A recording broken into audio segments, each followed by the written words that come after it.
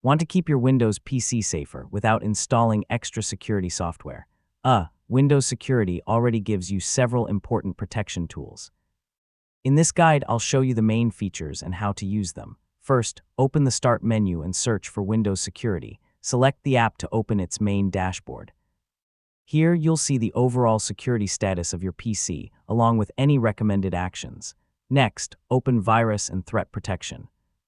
This is where Microsoft Defender Antivirus helps detect malware and other threats.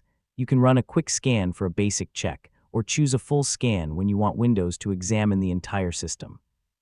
After that, check Protection History. This section shows actions Windows Security has taken, including detected threats and potentially unwanted apps. If something needs your attention, open the alert and review the recommended action. When you're unsure about a detected file, don't allow it unless you know it's safe. Now open Firewall and Network Protection. Windows Firewall helps control network traffic and block unauthorized access. Check the active network profile and make sure Microsoft Defender Firewall is turned on. Avoid disabling the firewall just to fix an app problem.